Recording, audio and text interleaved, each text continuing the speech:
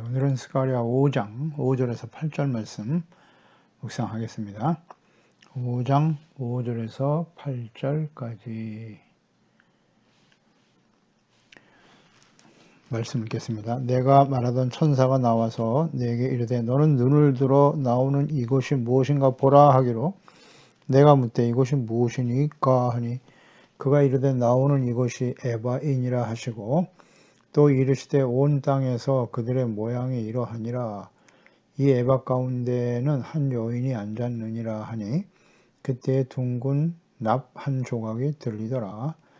그가 이르되 이는 악이라 하고 그 여인을 에바 속으로 던져 놓고 납 조각을 에바 어기 위에 던져 덮더라. 아멘. 에바 속에 있는 여인의 환상. 이전에 날아가는 두루마리의 환상, 이 환상 가운데 이 환상의 의미는 죄악 가운데 살아가면서 회개하고 돌이키지 않는 하나님의 백성들에게 임하게 될 하나님의 공의의 심판이죠. 그러니까 두루마리는 이제 하나님의 말씀이라고 볼 수 있겠는데요. 그 하나님의 예언의 말씀, 특히 이제 하나님께서 모세를 통하여 애굽에서 구원받은 하나님의 백성들, 하나님이 다스리시는 하나님의 나라 가나안 땅에 살아가게 될 하나님의 백성들이 반드시 지켜 행해야 할 명령이죠. 규례를 말씀하시면서 그 규례의 말씀, 명령의 말씀을 순종하면 하나님의 축복이 임할 것이다. 언약의 복이고 또 하나는 만약 불순종하게 되면 저주의 언약이 성취될 것이다. 그러니까 하나님의 백성들 앞에는 복과 저주가 주어져 있는데 그래서 이스라엘 백성들 가나안 땅에 들어가면 그리심산에서 축복을 에발산에서는 저주를 선포하라 라고 말씀하셨거든요.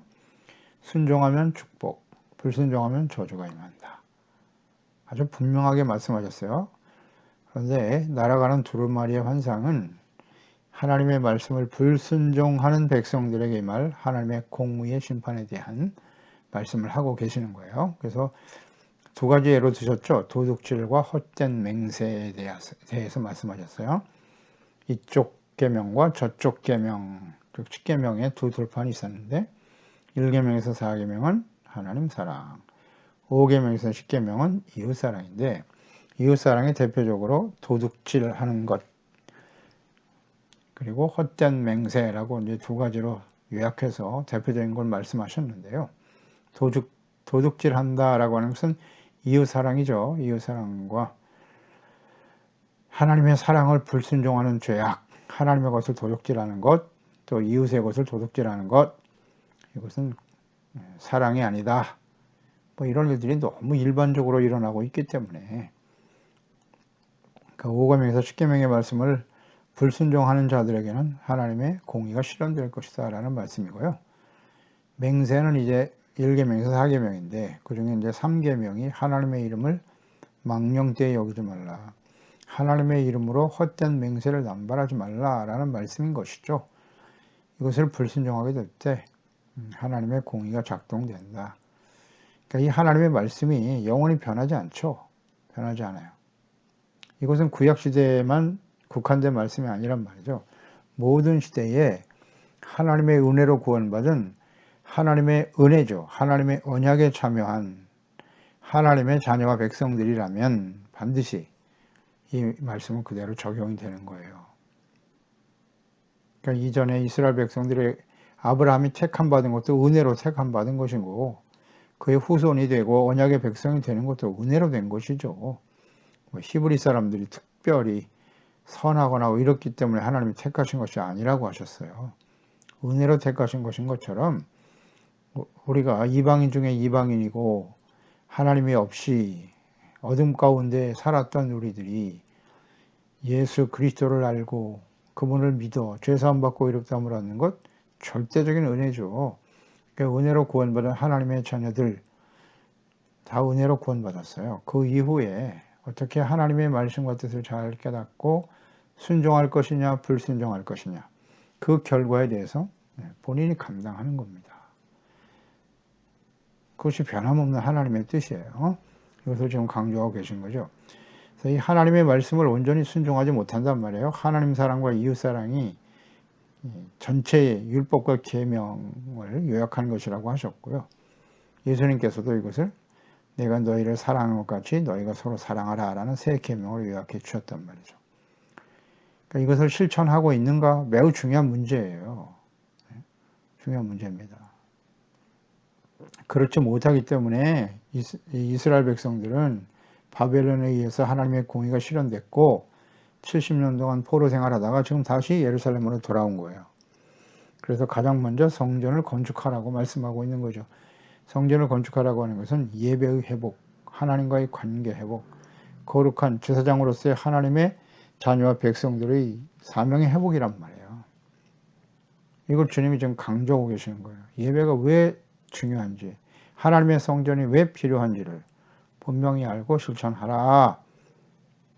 그것은 아직 이 이스라엘 백성들이 연단받고 돌아왔지만 온전하지 못하다는 거예요. 주님께서 말씀하셨던 너희들은 부정하다고. 성전 건축을 시작한 지 오랜 시간이 지나 16년, 18년이 지나도록 성전 건축을 하지 못하고 있었잖아요. 중단되고 있었죠. 예배가 온전히 이루어지지 못하고 있었다는 거예요. 당연히 부정하죠.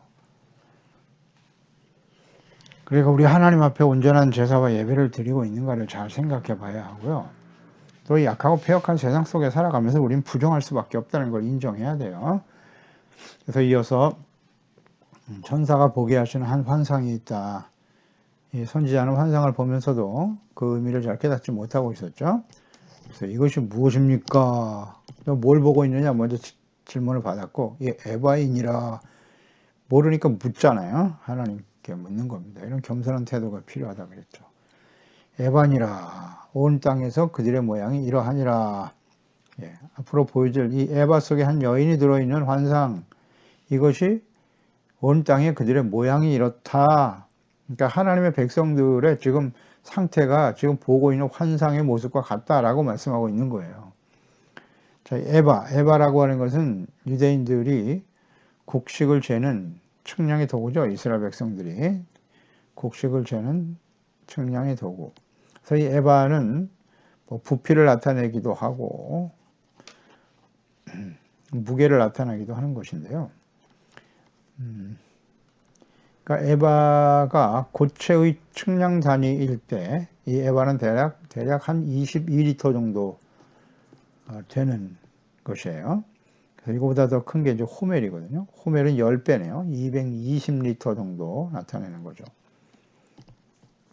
그래서 액체를 측량할 때 나타나는 단위는 밭이거든요. 한 밭. 한 밭 하면 22리터의 물 의미하는 거고, 그보다 더 큰 단위가 고르라는 게 있어요. 고르. 이 고르라고 하는 것은 혹은 호멜이라고도 하기도 해요. 액체 측량 단위가. 그게 이제 220리터 정도의 크기란 말이죠. 그러니까 왕상 7장 26절에 보면 바다의 두께는 한 손 너비만 하고 그것의 가는 백합화의 양식으로 잔가와 같이 만들었으니 그 바다에는 2000밭을 담겠더라 그랬어요. 이 바다는 물두멍이죠. 그러니까 솔로몬 성전이 솔로몬이 건축한 그 성전의 물두멍의 크기를 말씀하고 있는 기록하고 있는 것인데 그 물두멍의 크기가 2000밭이 들어가는 2000밭에 물이 들어가는 크기였다는 거예요. 2000밭이면은 뭐 대략 44,000리터 정도 되겠죠. 44,000리터. 그러면 5리터짜리 물통 대략 8,800개가 들어갈 수 있는 크기네요. 뭐 그렇게 우리가 측량해 볼 수 있는데 본문에 기록된 이 에바는 그 측량 단위라기보다는 측량 도구로서의 에바를 의미하는 거예요. 측량 도구.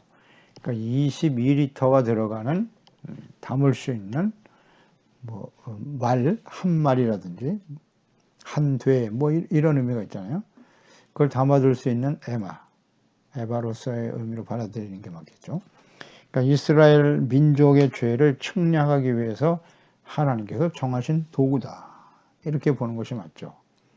그러니까 이 에바의 환상은 날아가는 두루마리의 환상과 같이 하나님께서 이스라엘 백성들의 죄를 측량하시고 그에 대해서 심판하실 것이다 라는 의미라고 보면 됩니다.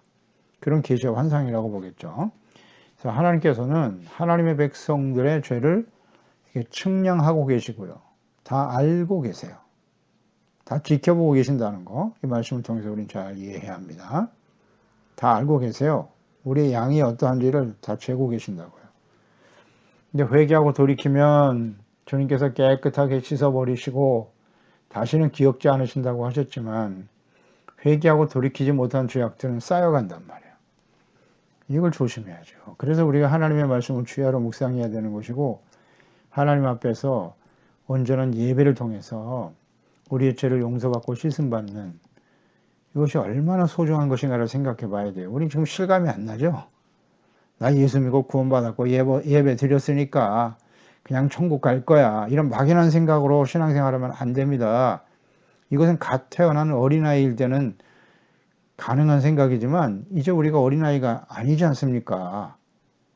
예수 그리스도를 믿고 구원받은 이후에, 그 이후에 어떻게 살아가야 되는지, 어떻게 부지런히 하나님의 말씀을 통해서 우리의 죄를 씻어내고 용서받는 삶, 의와 거룩한 삶을 유지해 갈 것인가가 매우 중요하단 말이죠. 그런데 이런 의식이 전혀 없는 상태의 신앙생활, 이건 나중에 하나님 앞에 섰을 때 참담한 일입니다. 참담한 일이에요. 하나님의 긍휼이 아니라면 우린 버려질 수도 있어요. 과거의 이스라엘 백성들처럼 하나님이 대하신다면. 그런데 문제는 하나님께서 우리가 아직 살아 계실 때, 우리가 살아있을 때 기회를 주시는 거예요. 이 기회를 놓치면 안 된다고요. 헛되이 은혜를 받으면 안 됩니다. 그래서 이 말씀을 자꾸 전하고 가르치게 돼요. 저도 하나님 말씀을 깨닫고 하니까 이거 어찌 전하지 않을 수가 있겠습니까? 이 기회를 놓치면 안 된다고요. 언제 우리의 인생이 마감될지, 예수님께서 이 땅에 다시 오실지 알 수가 없지 않습니까? 준비하는 삶을 살아야죠. 항상 유비무환. 다 알고 계신다고요, 우리의 죄를. 그러니까 이걸 비우고 깨끗함을 받는 게 얼마나 중요한지. 그런데 문제는 사람들이 죄를 회개하지 않고 하나님의 기준에 가득 찰 때 그 심판이 시작된다는 사실이죠.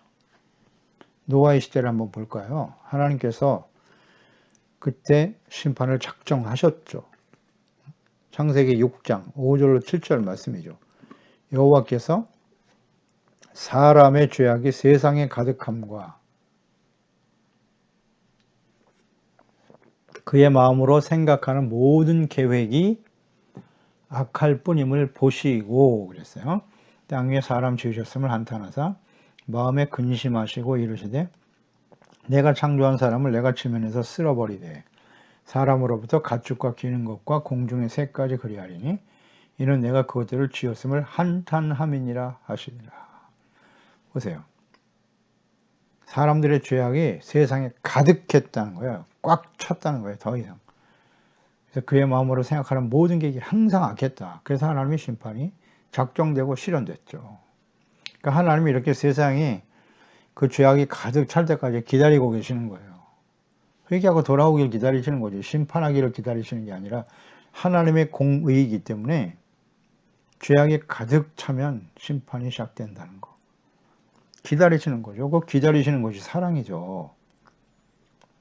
그런데 끝까지 죄악을 버리지 않아 하나님께서 노아에게 방주를 지으라고 하셨고, 방주를 짓는 동안 사람들에게 분명한 메시지가 전달됐잖아요. 이제 비가 쏟아져서 이 세상에 물로 심판을 받게 될 것이니 여러분들이요 죄를 회개하고 하나님께 돌아오시오. 그리고 우리 함께 방주를 지어 이 안에 들어가 구원을 받읍시다. 그런데 그 말을 들었나요? 듣지 않았죠. 조롱하고 비웃었어요. 결국 그들은 다 멸망을 당하고 말았죠. 하나님이 기회를 주시잖아요. 방주를 120년 동안 지으면서 기회를 주신 거예요. 우리도 마찬가지죠. 120년이라고 하는 그 숫자의 의미가 우리에게 주어진 생이라고 이해하시면 되겠죠. 적용시키면 될 거예요. 우리가 뭐 길어야 80, 뭐 요새는 100세 시대를 얘기합니다만은 그 기간 동안에 기회를 주시는 거라고요. 기회를. 하나님께 돌아올 수 있는 기회. 죄를 버리고 예수 그리스도 안에서 죄사함 받고 의롭다함을 얻고 또 부지런히 하나님의 말씀을 듣고 배우고 묵상하고 성령님의 인도하심을 따라 깨달은 바 죄악된 삶을 버리고 하나님의 말씀을 좇아 의롭고 거룩하고 진실된 하나님의 자녀로 살아가기를 기다리고 계시는 거예요. 그런데 온 땅의 그들의 모양이 이러하다 그랬잖아요. 이 에바의 환상과 같은 상태라는 거예요. 당시 이스라엘 백성들이.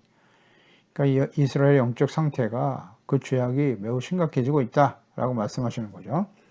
7절에 예박 가운데 한 여인이 앉았다 그랬네요. 여인이 앉아 있었다. 그때 둥근 나팔소리가 들렸다. 그러니까 이 에바 가운데 한 여인이 앉아 있었다고 그랬는데 이 에바 속에 있는 한 여인, 이것은 죄악이다라고 오늘 말씀하고 있죠. 에바 가운데에는 한 여인이 앉았는데 그가 이르되 8절에 그가 이르되 이는 악이다. 악이라 하고 그 여인을 에바 속으로 던져 넣어버렸다. 그 여인은 곧 악이다 라는 표현을 썼어요. 그러니까 이 에바 속에 죄악을 가두었다는 거예요. 죄악을 가두었다. 근데 왜 여인이라고 표현을 했을까? 여인이 있죠. 에바 속에 한 여인이 있는데 그 여인이 악이다. 그냥 뭐 여인이니까 여인의 환상을 그냥 악이라고 이렇게 표현을 하셨다라고 우리가 그냥 단순하게 이해할 수 있는데 왜 하필이면 여인일까? 이거 묵상해 보면 뭐 성경을 성경대로 풀어야죠. 지금 이 에바에 들어앉아 있는 한 여인의 환상은 궁극적으로 무슨 의미냐면 이스라엘 백성들의 영적 상태를 의미하는 것이거든요. 두루마리 환상도 마찬가지예요. 날아가는 두루마리 환상과 같이.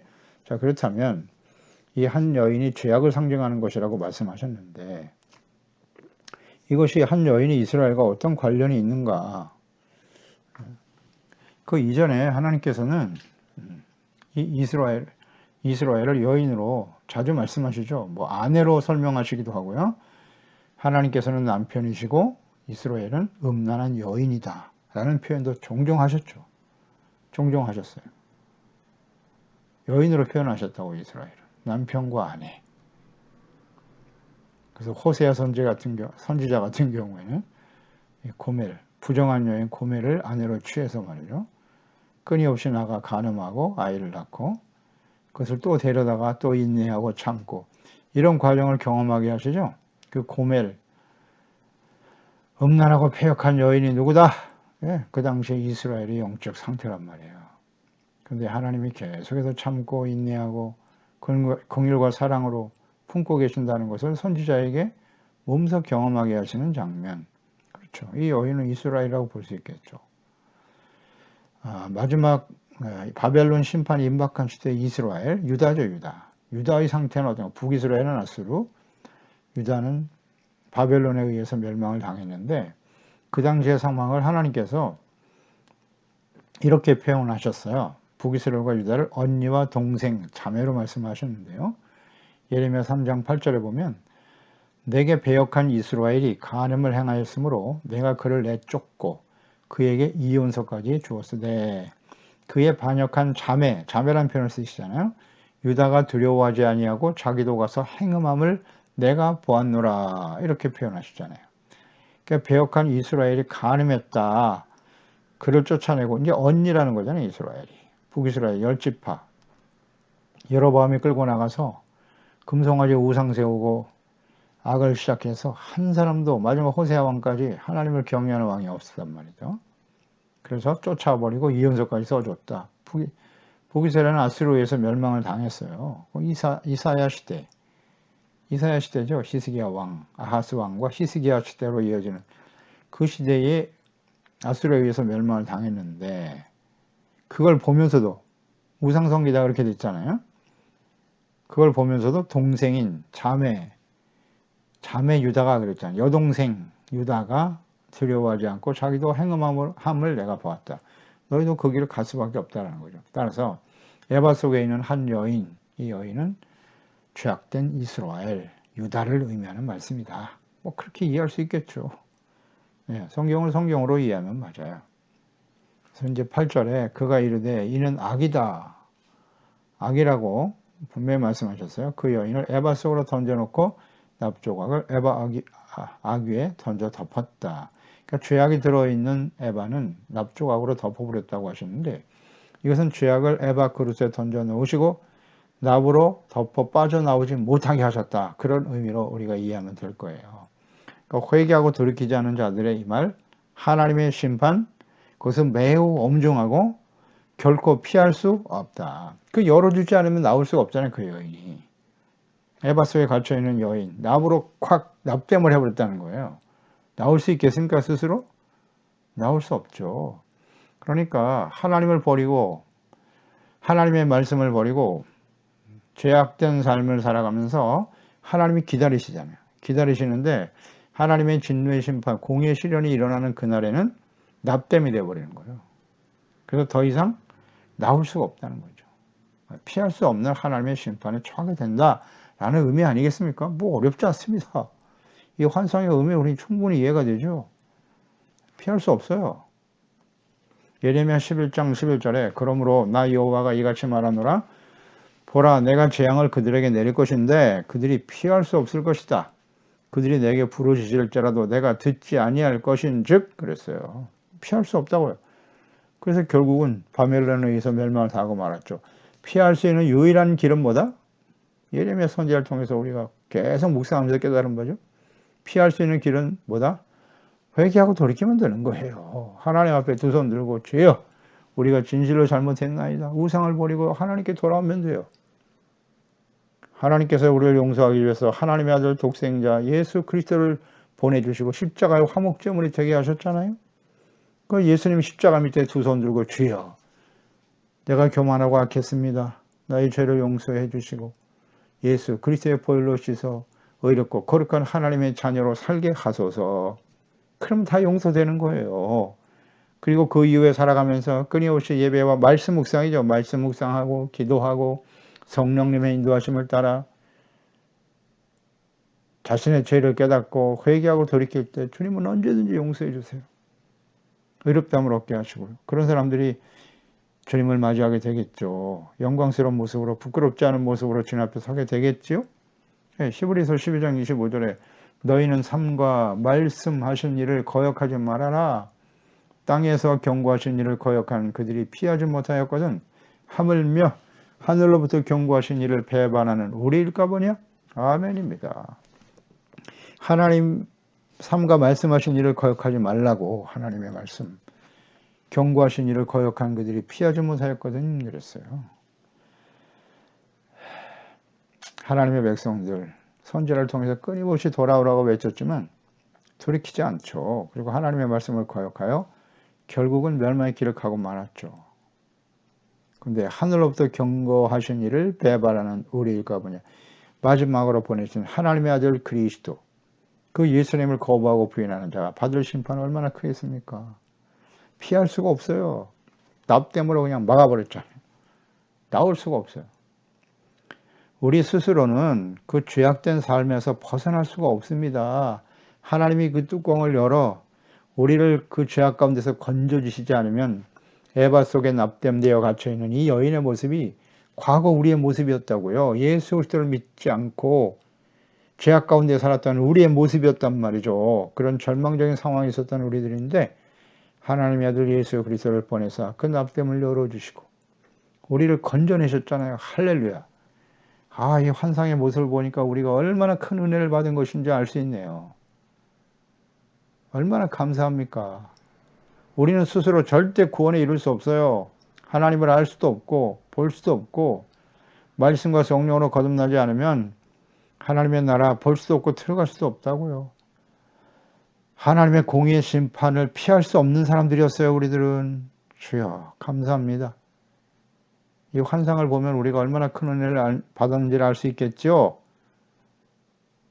하나님의 백성들에게 이런 환상을 보여주면서 너희가 얼마나 예수 하나님의 은혜 가운데 용서받고 구원받은 하나님의 자녀로 살아가는 것이 얼마나 복된 일인가를 깨닫게 하기를 원하시는 겁니다.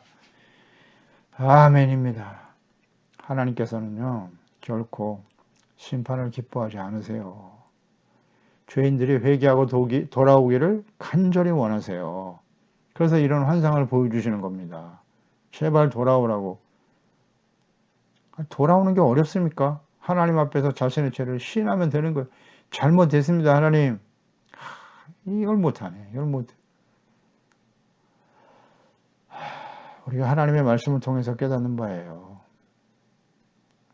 하나님의 말씀이 아니라고 하면 아닌 겁니다. 하라고 하면 해야 되고, 근데 안 하잖아요.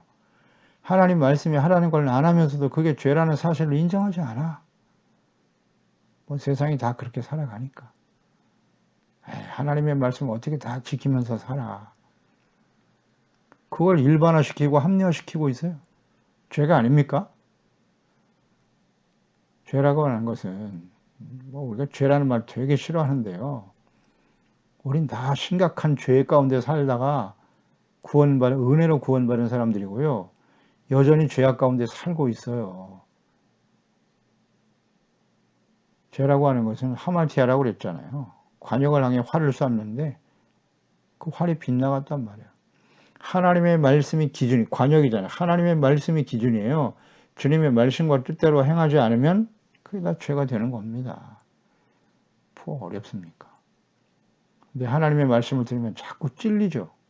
뭐 하지 말라 하라고 하는 걸 또 안 하고 하지 말라고 하는 건 또 그렇게 하면서 살아가는지.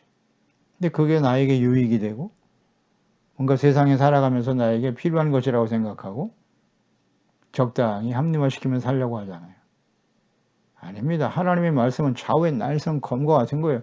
그래서 말씀을 들으면 자꾸 찔리죠. 때로는 바위를 때리는 방망이 같기도 하고 말입니다. 책망을 당하고, 근데 그 듣기를 싫어하잖아요. 책망과 견책을 싫어하는 건 뭐다? 교만이죠. 잠언서에 잘 나와 있잖아요. 거만한 자는 견책을 싫어해요. 겸손한 자는 그 견책을 받아들이고 죄를 버리는 거예요. 그러면 사는 거예요. 은혜가 임한다. 누구에게? 겸손한 자에게 은혜가 임하는 겁니다. 겸손한 사람 어떤 사람? 하나님의 말씀으로 책망을 받고 자신의 죄를 인정하고 버리는 거예요. 뭐 간단한데 이게 안 돼요. 하나님은 절대 심판을 좋아하지 않으십니다. 그러나 하나님의 공의가 죄에 대해서는, 돌이키지 않은 죄에 대해서는 그냥 간과하실 수가 없는 것 또한 하나님의 속성이라는 거 잊지 말아야 돼요. 베드로후서 3장 9절에 주의 약속은 어떤 이들이 더디다고 생각하는 것 같이 더딘 것이 아니라 오직 주께서는 너희들을 대하여 오래 참으사, 오래 참는 게 사랑입니다. 아무도 멸망하지 아니하고 다 회개하기에 이르기를 원하시나니라. 아멘.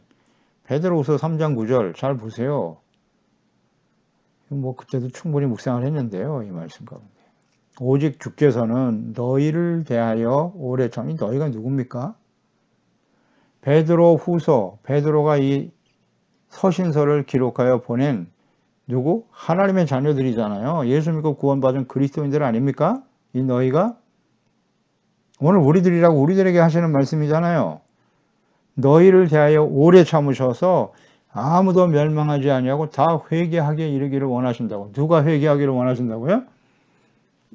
예수 믿고 구원받은 하나님의 자녀들이 멸망당하지 않기를, 회개하게 이르기를 기다리고 계신다고. 이 말씀을 모르겠습니까? 이거 어렵습니까? 그런데 우리는 이 말씀을 제대로 묵상하지 않아요. 우린 예수 믿고 구원받았으니까 절대 멸망받지 않아. 더 이상 회개할 필요가 없어. 이런 게 이단이잖아요. 이단. 왜 그걸 인정하지 않죠?